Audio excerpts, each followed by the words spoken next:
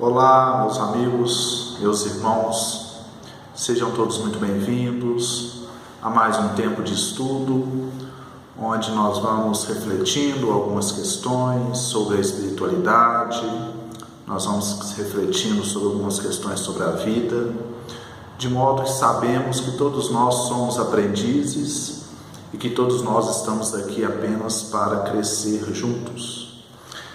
Meus irmãos, então nós vamos para o Livro dos Espíritos, que é o livro que nós estamos estudando.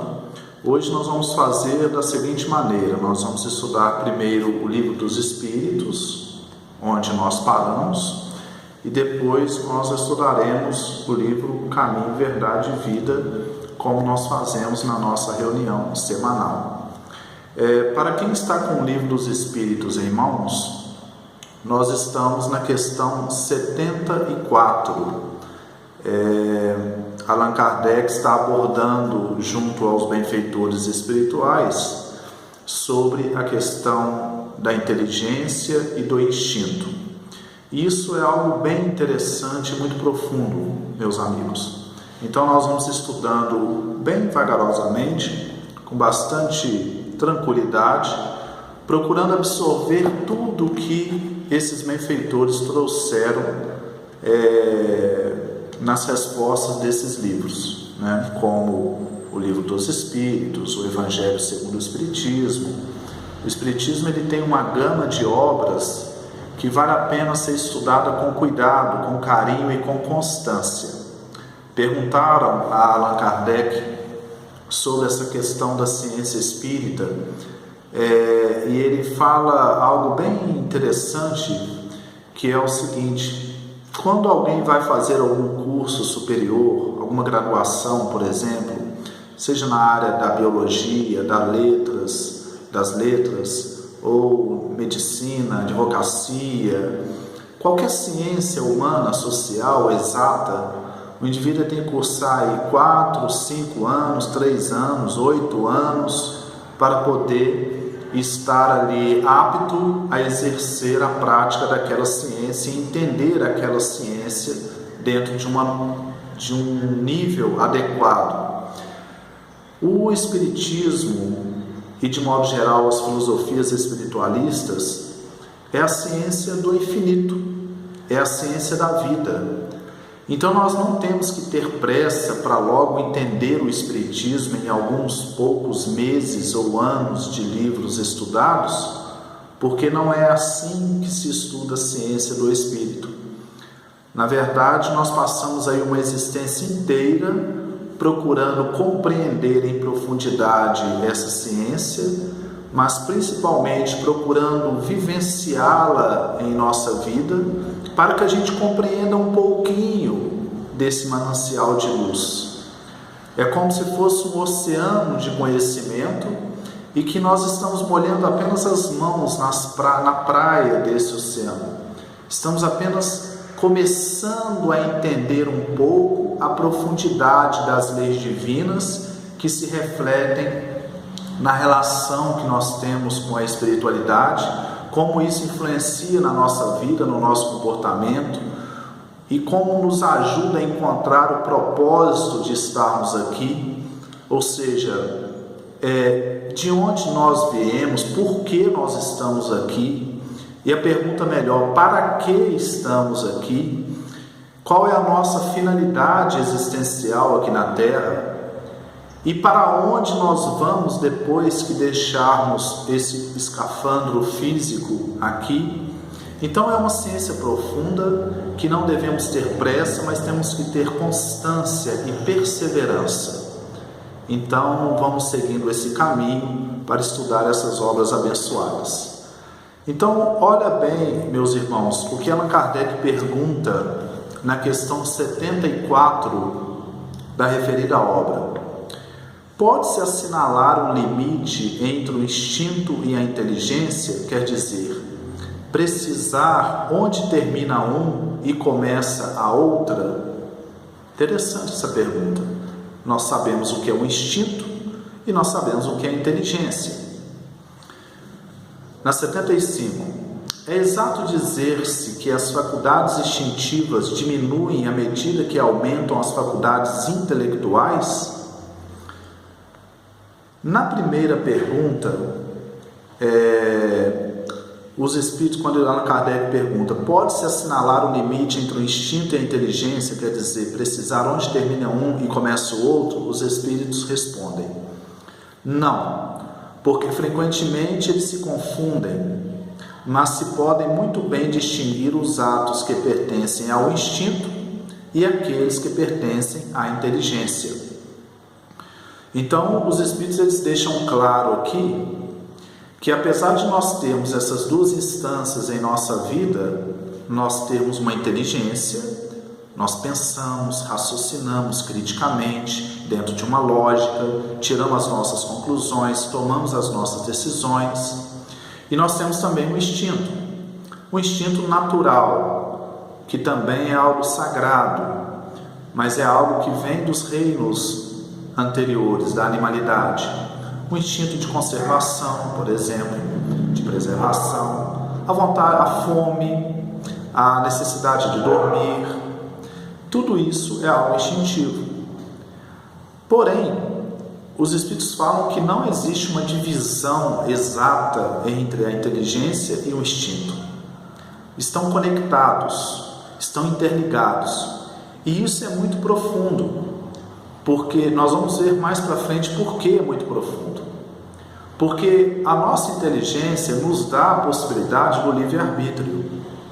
O instinto ele é automático, ele simplesmente age de acordo com a necessidade do ser orgânico. Porém, o instinto, de certa maneira, ele está mais afinizado, ele está mais contido nas leis naturais do que a nossa própria inteligência, do que o próprio livre-arbítrio, porque nós podemos escolher às vezes seguir o caminho reto, o caminho de acordo com as leis divinas, ou nós podemos escolher outros caminhos. O instinto não, ele age de acordo com as leis naturais, e é isso que Allan Kardec pergunta e os espíritos respondem. Olha bem, outra pergunta nessa mesma questão 75, por que a razão, a 75 agora.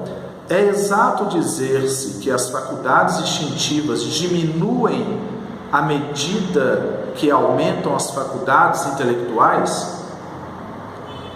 E os espíritos falam, não, o instinto existe sempre, mas o homem o negligencia. O instinto pode também conduzir ao bem. Ele nos guia quase sempre e algumas vezes com mais segurança que a razão. Ele não se transvia nunca. Magnífica essa resposta. As palavras sempre são muito imperfeitas, meus irmãos, para nós falarmos de algo tão profundo. Mas nós vamos explorando e vamos tentando refletir juntos. O que ele vem falando aqui é que se nós conseguirmos unir a nossa razão a esse lado mais profundo, instintivo, nós caminharemos mais de acordo com as leis divinas. Por exemplo, a maldade é algo típico do ser humano. Os animais não têm maldade, eles fazem aquilo que eles são criados para fazer. Aí tem os predadores. Os predadores, eles capturam, eles caçam porque eles precisam de se alimentar. O ser humano, muitas vezes, ele mata por prazer, não por necessidade de se alimentar. As plantas, elas crescem em direção ao sol no processo de heliotropismo, porque elas precisam dos raios do sol para unir a água que elas têm, promover a fotossíntese e se alimentar. Então os animais, as plantas, a natureza, elas agem de acordo com o que elas têm que agir. Elas estão dentro das leis divinas, elas funcionam numa perfeição. Nós, quando adquirimos o nosso livre-arbítrio, nós conquistamos a possibilidade de escolher e muitas vezes não escolhemos os caminhos certos. Muitas vezes nós escolhemos os caminhos do orgulho, do egoísmo e tombamos e sofremos porque saímos das leis divinas. Então, o que os Espíritos estão dizendo aqui é que se nós analisarmos, sondarmos essas leis que estão dentro de nós mesmos, porque, como está escrito na questão 621 desse livro aqui, as leis divinas estão na nossa própria consciência. Então, se nós fizermos esse caminho para dentro, nós vamos sentir mais essas leis divinas e esse instinto se torna intuição e pode nortear a nossa razão com muito mais segurança para caminhos seguros, caminhos de paz e de equilíbrio. E aí Allan Kardec continua: por que a razão não é sempre um guia infalível? Pergunta interessante. E os benfeitores respondem: ela seria infalível se não fosse falseada pela má educação, pelo orgulho e o egoísmo. O instinto não raciocina, a razão permite a escolha e dá ao homem o livre-arbítrio. E aí Allan Kardec faz um complemento aqui. O instinto é uma inteligência rudimentar que difere da inteligência propriamente dita, em que suas manifestações são quase sempre espontâneas, enquanto que as da inteligência são o resultado de uma combinação e de um ato deliberado. O instinto varia em suas manifestações, segundo as espécies e suas necessidades. Os seres que têm a consciência e a percepção das coisas exteriores, ele se alia à inteligência. O instinto se alia à inteligência, quer dizer, à vontade, à liberdade. Pestalozzi foi um grande educador, mestre de Allan Kardec na área da educação. Ele dizia que quando nós estamos em um processo de educação, nós sempre estamos, a educação ela só é real quando ela cria hábitos. E criando hábitos, ela forja o caráter. A educação real é essa, não a meramente instrutiva de passar informação, mas aquela que promove a formação do ser, a educação integral.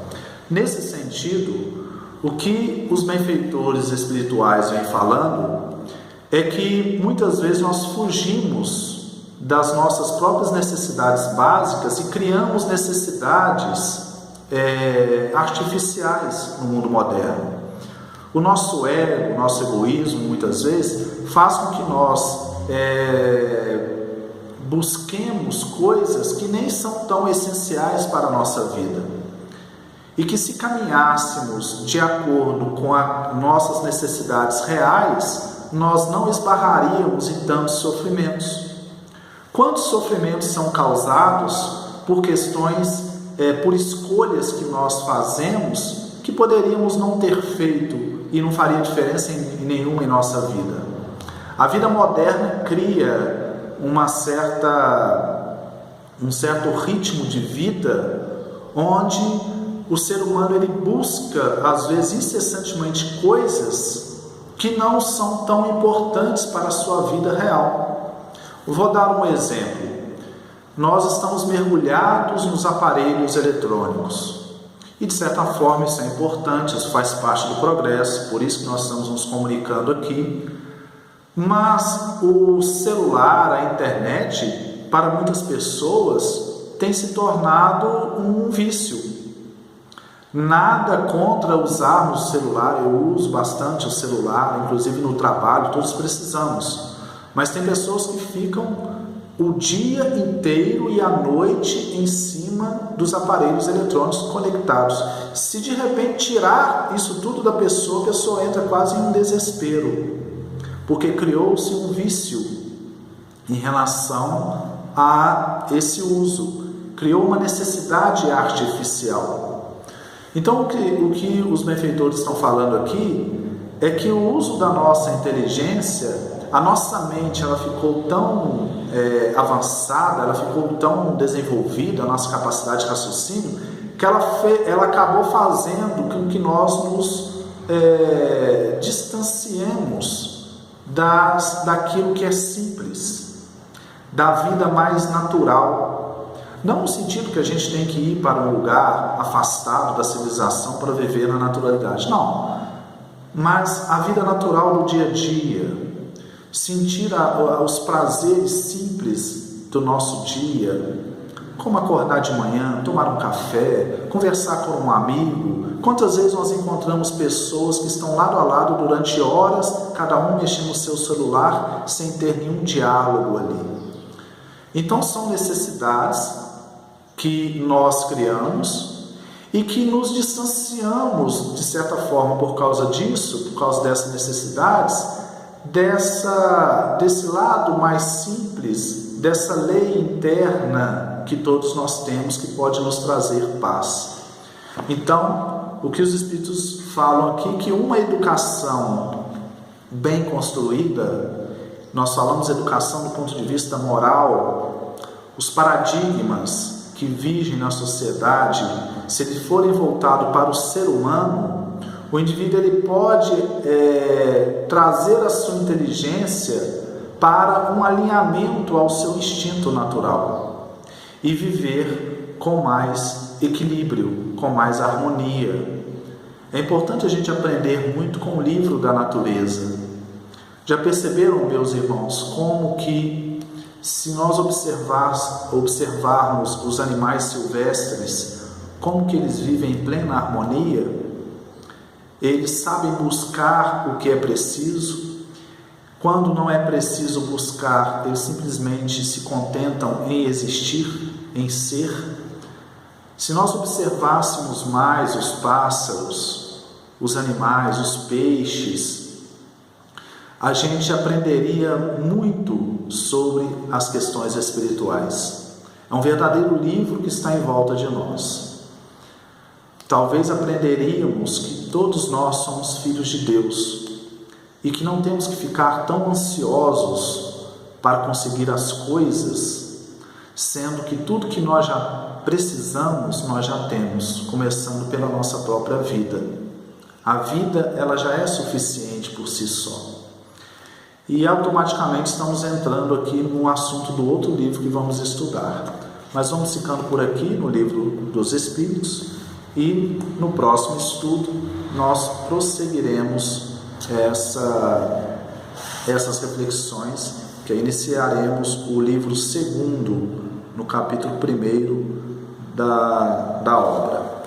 Vamos ver então agora o que Emmanuel vem falar para mim. Esse livro aqui, como eu já disse em outros tempos de estudo, é um livro do benfeitor Emmanuel, que escreveu através do Francisco Cândido Xavier, ao nosso querido Chico Xavier, e através dele vieram essas mensagens luminosas. São capítulos breves, nós vamos estudar apenas um capítulo, e a gente percebe a dimensão da profundidade, porque ele consegue colocar em poucas palavras muitos ensinamentos. O capítulo que nós estamos estudando é o capítulo 58, tem o título Ganhar. É um título muito sugestivo na sociedade moderna, que é uma sociedade muito competitiva, é uma sociedade onde as pessoas estão sempre procurando ganhar das outras, sempre procurando superar as outras. E quando eu li as obras de André Luiz, uma coisa que me veio muito na mente é a necessidade de nós superarmos a nós mesmos. Acredito, se toda a população terrena, se todas as pessoas buscassem o autoaperfeiçoamento, buscassem a autossuperação, deixar o homem velho para trás e fazer nascer o homem novo, a sociedade seria outra. Ao invés de olharmos muito o outro nesse sentido competitivo, seria interessante nós buscarmos dentro de nós mesmos quais as superações que temos que realizar. E é nesse sentido aqui que Emmanuel vem falando nesse capítulo. O capítulo é Ganhar. Emmanuel coloca aqui, meus irmãos, uma epígrafe que é um trecho do Evangelho que está em Marcos, no capítulo 8, no versículo 36. E ele fala assim: pois que aproveitaria o homem ganhar todo o mundo e perder a sua alma? São palavras de Jesus. Olha o que Emmanuel vem colocando aqui, meus irmãos. As criaturas terrestres, de modo geral, ainda não aprenderam a ganhar. Entretanto, o espírito humano permanece no planeta em busca de alguma coisa. É indispensável alcançar valores de aperfeiçoamento para a vida eterna. Recomendou Jesus aos seus tutelados: procurassem, insistissem. Significa isso que o homem se demora na terra para ganhar na luta enobrecedora. Toda perturbação nesse sentido provém da mente viciada das almas em desvio. O homem está sempre decidido a conquistar o mundo, mas nunca disposto a conquistar-se a uma esfera mais elevada. Nesse falso conceito, subverte a ordem nas proximidades de cada dia. Se Deus lhe concede bastante saúde física, costuma usá-la na aquisição da doença destruidora. Se consegue amealhar possibilidades financeiras, tenta assambarcar os interesses alheios. O Mestre Divino não recomendou que a alma humana deva movimentar-se despida de objetivos e aspirações de ganho. Salientou apenas que o homem necessita conhecer o que procura, que espécie de lucros almeja, a que fim se propõe em suas atividades terrestres. Se teus desejos repousam nas aquisições factícias relativamente a situações passageiras ou a patrimônios fadados ao apodrecimento, renova enquanto é tempo a visão espiritual, porque de nada vale ganhar o mundo que te não pertence e perderes a ti mesmo, indefinidamente para a vida imortal. Maravilhoso, né, o texto. Emmanuel tem uma capacidade, ele é até muito forte, incisivo nas reflexões, porque eles nos chamam muito a nossa própria responsabilidade. Nós temos a maior responsabilidade aqui no mundo com nós mesmos. Nós temos responsabilidade em relação aos outros também, mas em primeiro lugar a nós mesmos, a nossa evolução, a nossa consciência. E nessa parte aqui, Emmanuel ele vem falando muito interessante sobre essa questão do ganho.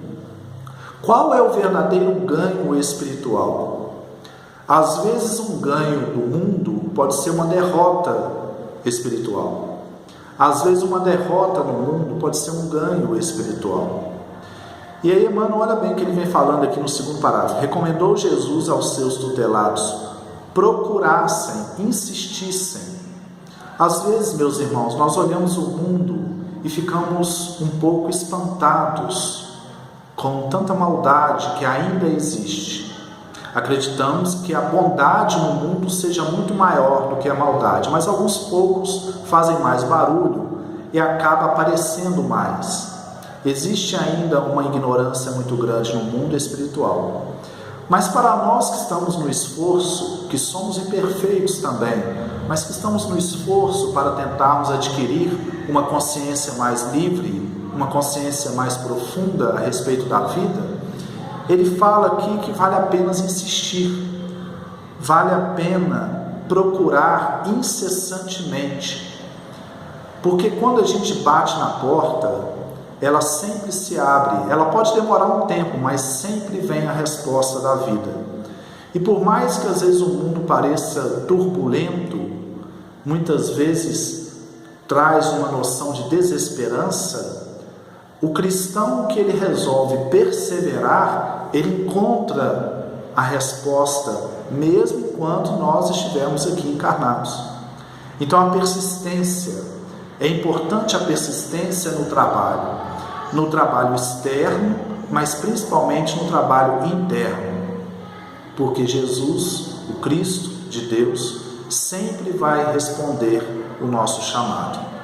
Depois Emmanuel continua aqui: Toda perturbação nesse sentido provém da mente viciada das almas em desvio. Quando ele fala que o homem se demora muito nessa necessidade de ganhar muitas coisas que o mundo oferece. Ele fala que isso é uma mente viciada, que tem a ver com o nosso estudo do livro anterior. Muitas vezes nós viciamos a nossa mente em necessidades que não são reais, são necessidades do ego, são necessidades muitas vezes da persona, mas não do espírito, do ser imortal. E infelizmente essas necessidades artificiais nos fazem sofrer, porque trazem frustrações. Porque quando nós colocamos o nosso coração em algo que não é eterno, em algo que é mutável, que é transitório, como as coisas do mundo, nós estamos plantando decepção. Jesus falou sobre isso, que nós temos que ter cuidado onde nós colocamos o nosso coração. Onde estão os reais anseios nossos aqui na vida? Qual é o meu maior propósito? Nós sabemos que existem os propósitos horizontais e os propósitos verticais. Não tem problema nenhum trabalharmos para ganhar dinheiro. Não tem problema nenhum lutarmos para conseguir um posto de um serviço melhor, que possa nos trazer uma renda maior. Não tem problema nenhum nisso. O problema é colocarmos isso como objetivo principal da nossa vida e não a evolução espiritual. O que Emmanuel vem falando aqui que são questões de prioridade. Se eu coloco a minha alma, o meu coração nas coisas eternas, a minha resposta será sempre positiva. Se eu me dedico às questões espirituais como coisas principais em minha vida, todas as outras coisas, dinheiro, questões sociais diversas, vão chegar como lucro, vão chegar de forma secundária.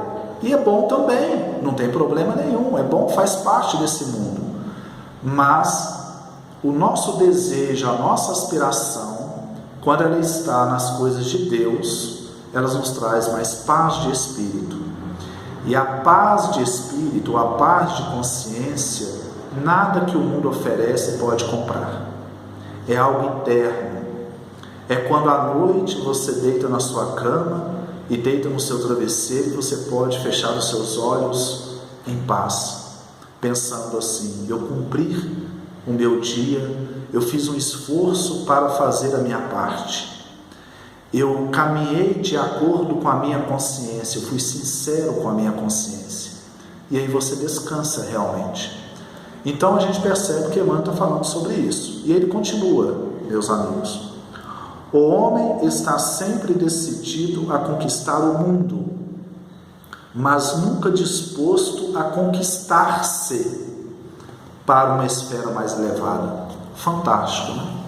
Tem um grande autor, psiquiatra, chamado Augusto Cury, vários irmãos devem conhecer, que ele fala que nós alcançamos muitas coisas externas. Tem outro autor também, que é um autor espiritual, Joana de Ângeles, que fala isso também, através da psicografia de Valdo Franco. O homem, ele conquistou o espaço sideral, ele foi à Lua, ele mandou um robô a Marte, ele aprofundou o conhecimento dos micróbios, no microcosmo das bactérias. O homem expandiu o conhecimento da anatomia, dos oceanos, ou seja, nós temos uma tecnologia hoje fantástica, uma ciência avançadíssima. Então o homem avançou muito para fora, para o externo, mas ele ainda não aprofundou no seu mundo interno. Tanto é que nós temos um índice de depressão, de estresse, de transtornos vários, muito alto nesse século 21, que começou no século 20. Então nós avançamos muito para fora, mas pouco para dentro ainda. O mundo interno é um universo enorme, do mesmo tamanho que o universo externo.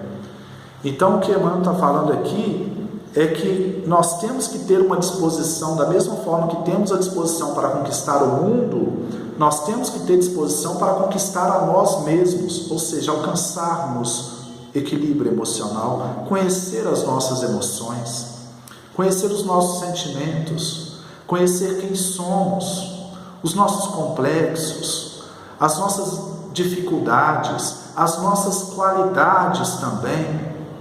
Tem muitas pessoas que têm tantas qualidades, mas não enxergam essas qualidades, não valorizam essas potencialidades da alma que traz aqui. Conhecer as nossas virtudes, os nossos vícios e as nossas virtudes. Então, quando o indivíduo ele traz consciência para o seu mundo interno, ele ilumina o seu mundo interno.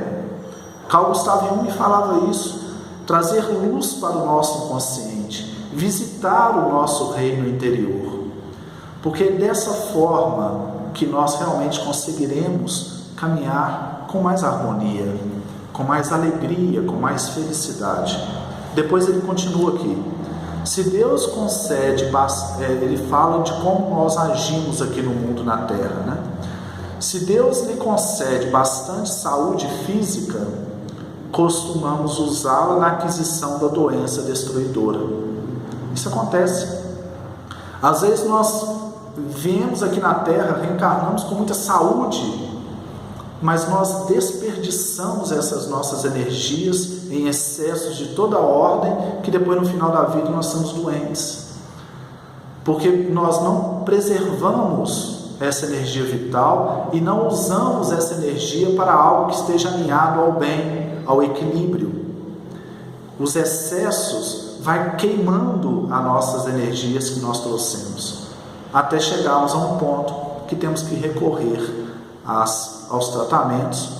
E muitas vezes o indivíduo ele trabalhou a vida toda num sentido de ganhar muitas aquisições financeiras, e quando no final da vida ele vai gastar todas essas aquisições financeiras para recuperar a sua saúde que ele perdeu nos tratamentos diversos. Então é uma fala bem colocada por Emmanuel aqui. E aí ele continua. E consegue amealhar possibilidades financeiras. Quando consegue amealhar possibilidades financeiras, tenta assambarcar os interesses alheios, que na verdade é um mau uso do poder que às vezes conquistamos aqui. Conquistamos um determinado poder, e dentro desse poder nós podemos muitas vezes passar por cima do outro, e fazemos isso.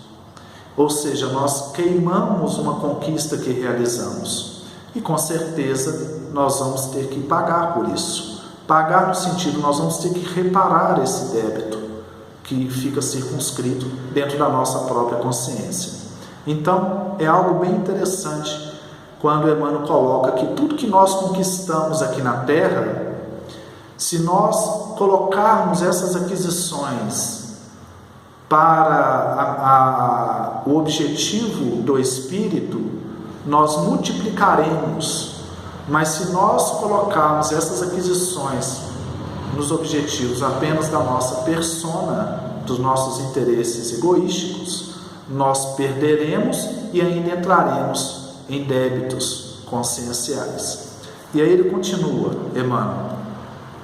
O Mestre Divino não recomendou que a alma humana deva movimentar-se, despida de objetivos e aspirações de ganho.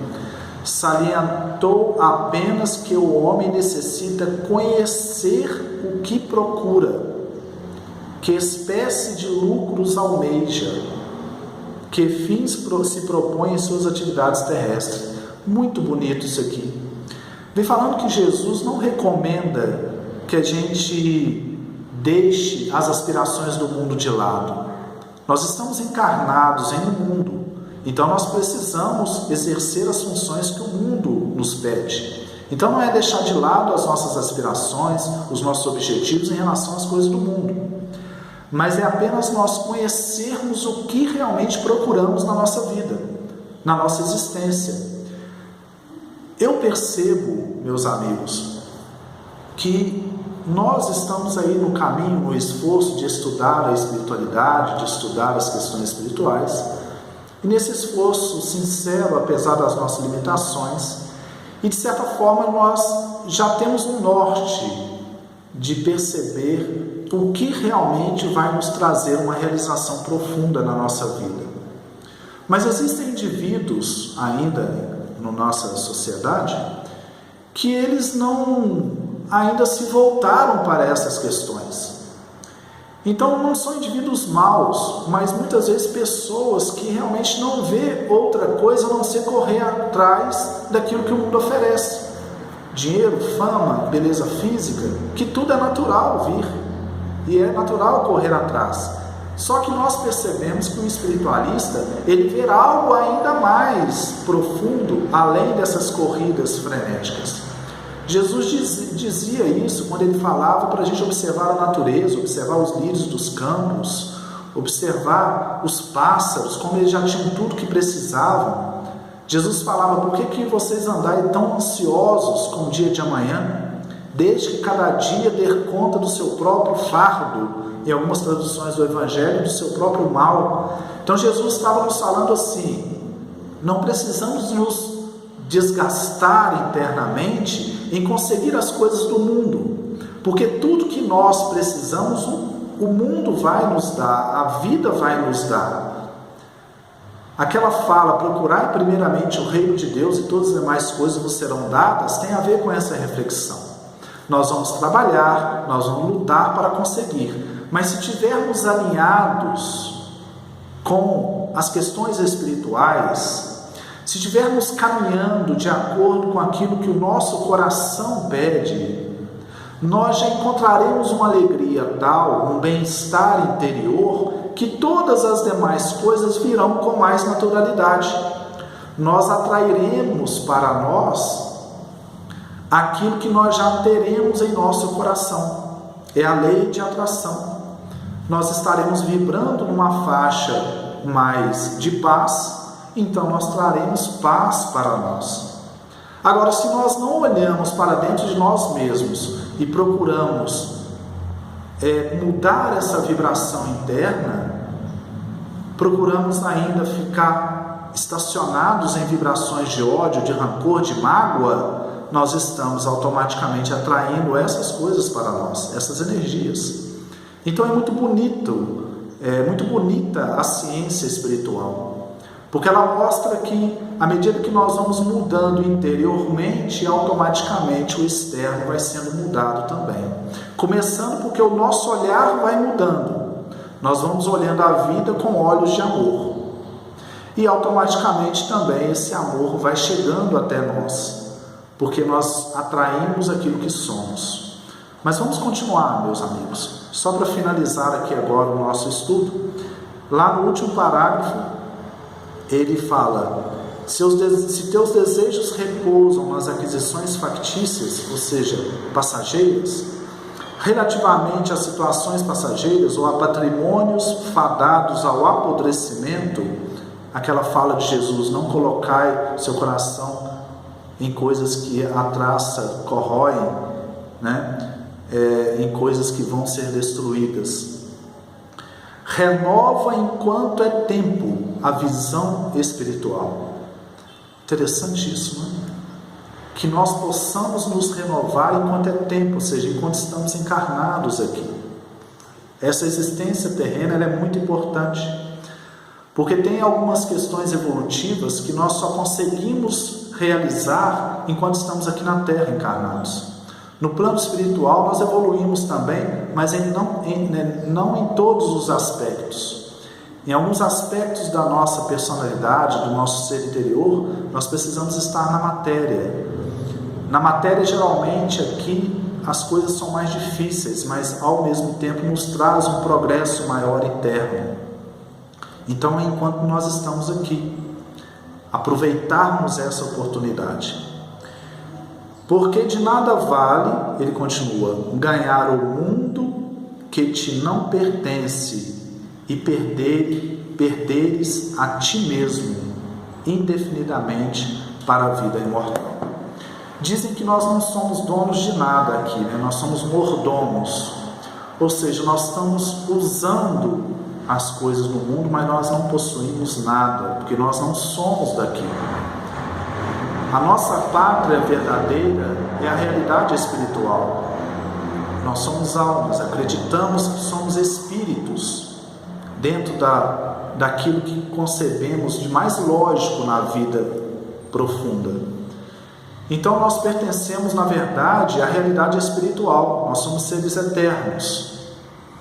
O mundo físico, ele é uma espécie de uma imagem aos nossos olhos, necessário para a nossa evolução, mas não adianta querermos deter as coisas e termos um sentimento de donos, porque nós não temos nada.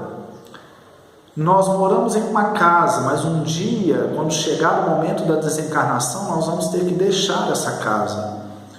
Nós vestimos roupas, mas um dia teremos que deixar essas roupas. Nós temos um corpo físico, mas um dia teremos que deixar esse corpo físico também, porque ele vai virar pó e nós prosseguiremos vivos. Nós temos funções sociais. Eu sou um professor, terapeuta, ou um juiz, ou um médico, ou um mecânico, um lavrador, mas um dia nós deixaremos essas funções sociais também para seguir o nosso rumo evolutivo. Eu sou pai, eu sou mãe, eu sou filho, eu sou irmão, eu sou tio, eu sou avó, mas um dia nós deixaremos também essas funções familiares. E chegaremos no plano espiritual e perceberemos que todos nós somos irmãos em espírito, porque somos filhos de Deus, somos almas irmãs.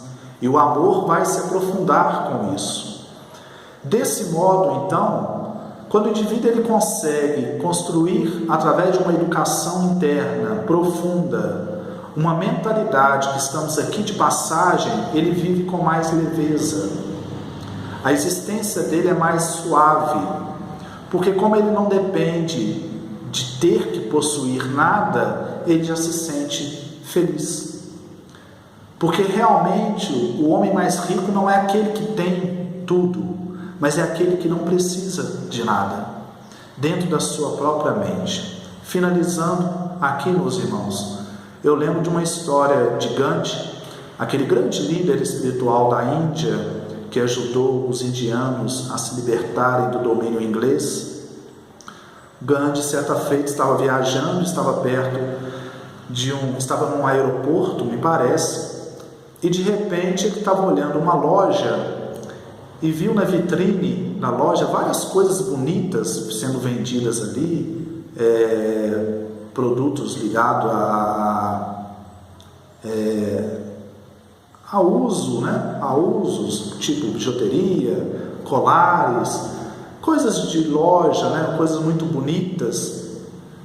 E ele ficava olhando aquilo ali e achando muito bonito aqueles produtos que estavam sendo oferecidos na loja. E o cidadão que o recebeu no aeroporto chegou perto dele e falou assim: Gandhi, você está achando muito bonito? Se você quiser, nós teremos um prazer em comprar algum produto desse para você e te dar de presente. Porque ele estava rindo, olhando aquilo ali, E aí Gandhi vira para esse companheiro que estava junto e fala assim: não, eu estou aqui profundamente feliz em perceber quanta coisa eu já não preciso para ser feliz. Quanta coisa eu estou vendo aqui que já não me traz nenhum acréscimo no meu grau de felicidade. Então, percebemos, meus amigos, que a proposta do Cristo é estarmos no mundo, agindo no mundo, procurando ajudar o mundo e ajudar a nós mesmos, mas não sermos do mundo. Estarmos aqui a trabalho, a estudo, a aprendizado ou às vezes até a tratamento, mas sabedores que somos almas, que somos espíritos e que nós temos o universo ao nosso dispor. Vamos ficando por aqui no estudo de hoje. Agradecemos a todos os irmãos, os amigos que nos acompanharam nas reflexões e que possamos rogar a Jesus que esteja sempre conosco, que os bons espíritos estejam sempre junto de nós nesse trabalho de autoaperfeiçoamento. Um grande abraço a todos os irmãos e muita paz.